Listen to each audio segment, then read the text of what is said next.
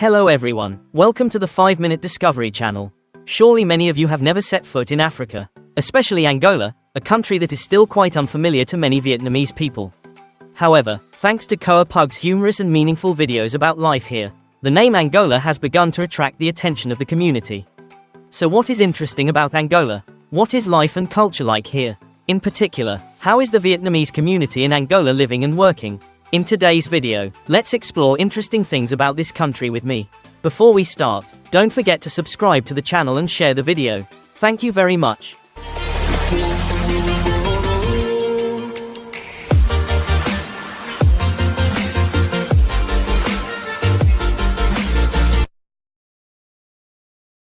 First, let's explore some interesting geographical information about Angola, officially known as the Republic of Angola. Located in southwestern Africa, Angola covers an area of approximately 1.246.700 square kilometers, making it the 23rd largest country in the world and the 7th largest in Africa. Angola is 4 times larger than Vietnam and twice as large as the US state of Rajia. Angola shares borders with Namibia, the Democratic Republic of the Congo and Zambia, while to the west it borders the Atlantic Ocean with a coastline of approximately 1.650 kilometers. A unique thing about Angola is that the province of Cabinda, which is completely separate from the main territory, is surrounded by the Democratic Republic of the Congo and the Republic of the Congo. This is the result of historical territorial disputes. The name, Angola, comes from the Bantu word, Ngola, which was the title of the ruler of this land before it became a Portuguese colony. The capital, Luanda, is Angola's largest and busiest city, where Bantu and Portuguese are widely spoken.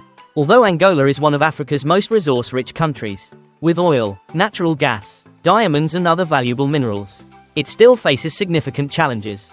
Many people live in poverty, with low life expectancies and one of the highest infant mortality rates in the world. Discover the fascinating natural conditions of Angola. Being a country with a typical hot and humid climate, Angola experiences 2 distinct seasons, the rainy season from October to April and the dry season from May to September.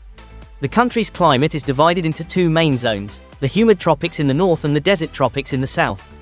The average temperature in Angola ranges from 24 to 26 degrees Celsius in the hottest months, and around 14 to 16 degrees Celsius in the cold months. However, due to the vastness of the territory, there are clear differences in temperature between regions. The Atlantic coastal areas are generally warmer than the more inland areas. Angola is notable for its diverse topography, with narrow coastal plains and vast plateaus in the interior. The river system here is quite complex. Most rivers originate in the center of the country but flow in many different directions. Several large rivers such as the Zambezi and the Okavango not only supply water to the coastal areas but also create great hydroelectric potential.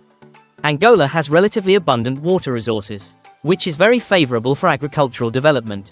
However, although the terrain is mostly flat highlands, the dry climate means that only the northern region, with its higher rainfall, is capable of effective cultivation. In fact, the arable land area in Angola accounts for only about 3.3% of the total territory. With these diverse and potential natural conditions, Angola is still striving to develop its economy and agriculture sustainably. Let's learn about the current political characteristics of Angola. Angola is a presidential republic, with the legal basis being the 2010 constitution. According to the regulations, the president has a term of 5 years and can be re-elected for a maximum of 2 terms. In terms of administrative decentralization, Angola is organized into 3 levels. The top are 18 provinces, followed by autonomous municipalities and finally communes. Currently, the country has a total of 161 autonomous municipalities and 618 communes. Since 1992, Angola has implemented a multi-party political system, and to date, there are more than 20 political parties operating nationwide. This creates a diverse and rich political picture, reflecting the different opinions and needs of the people. With a developing political scene, Angola continues to move towards strengthening democracy and improving the lives of its people. Let's explore interesting characteristics of Angola's population. According to the latest data from the United Nations in July 2022, Angola's population is currently around 35 million, only about 1/3 of Vietnam's population. Angola accounts for about 0.44% of the world's total population and ranks 44th in the list of countries and territories. Despite its large area, Angola's population density is quite sparse, only about 28 people per square kilometer. In particular, the average age of Angolans is very young, only about 16.9 years old, with a high birth rate. However, the mortality rate in children under 5 years old has recently tended to increase, with children in rural areas at higher risk than those in cities. The population structure is uneven, mainly concentrated in large cities. Today, about 30% of the population lives in the capital city of Luanda, while 59% of the population lives in other urban areas and major cities. The official language of Angola is Portuguese, and over 80% of the population speaks Bantu languages. Angola has a diverse religious landscape. About 50% of the population is Christian, with Roman Catholicism accounting for 38%. In addition, about 15% of the population follows indigenous beliefs, many of whom combine their beliefs with Christianity. With such a rich and diverse culture, Angola is certainly a colorful and fascinating country. Learn about Angola's diverse and promising economy. The country is known for its diverse industries, with mining playing a key role. In particular, oil is the largest source of revenue, accounting for 90% of Angola's export value.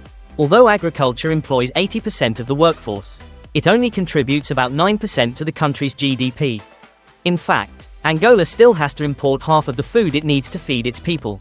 Angola's main agricultural products include bananas, sugarcane, and coffee, but domestic production is not enough to meet demand. The service sector is also growing strongly, accounting for 24.6% of GDP, according to data from the International Monetary Fund, IMF. In 2021, Angola's GDP reached $70.339 billion, ranking 73rd in the world. Angola is rich in minerals, especially diamonds, iron ore, and oil. However, past conflicts and wars have hindered the sustainable development of the economy.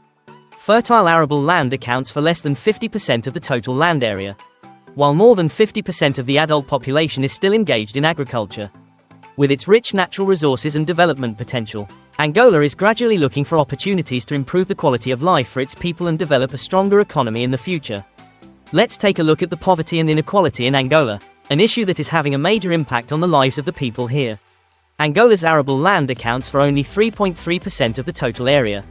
And according to 2019 data, the agriculture, forestry and fishing sector only contributes about 12.2% to GDP. Although it is the sector that attracts the most workers, this imbalance leads to serious consequences, especially food insecurity. Currently, the agricultural sector only meets about 50% of the country's food needs.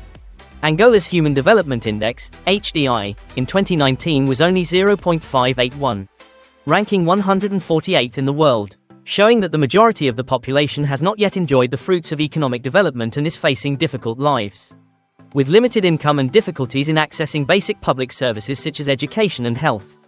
Despite Angola's great economic potential and resources, the reality is that about 62% of the population lives below the poverty line of just $1.70 per day.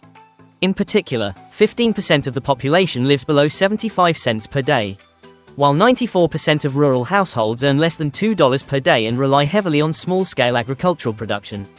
Angola's current income inequality coefficient, Gini index, is 0.427, ranking 54th in the world, indicating that this is one of the countries with the highest income inequality. Given these challenges, Angola needs to make greater efforts to improve the living conditions of its people and fully exploit its economic potential. Let's explore Angola's education system, a key factor in maintaining economic growth and diversification. After 27 years of civil war, the education system in Angola has suffered many heavy losses. Facilities are in disrepair, and the number of teachers has also decreased significantly. Currently, the adult literacy rate in Angola is over 70%, a figure that needs to be improved. Angola has 16 public secondary schools and 22 universities. Of these, Agostinho Neto University is the only national higher education institution. Although access to education has improved, the quality of education has not yet achieved the expected success. Angola's education system is divided into 3 levels: primary, secondary and tertiary. Children start school at age 6, with primary education lasting 8 years. The first 4 years are free and compulsory. However, only about 85% of children in urban areas and a smaller percentage in rural areas are enrolled in primary school. Secondary education lasts 3 years for general education and 4 years for vocational and technical education. The education system is facing many challenges, but with reform efforts, Angola hopes to improve the quality of education in the future. Today's video ends here. If you find it useful, please like and subscribe to support the channel. Goodbye and see you again.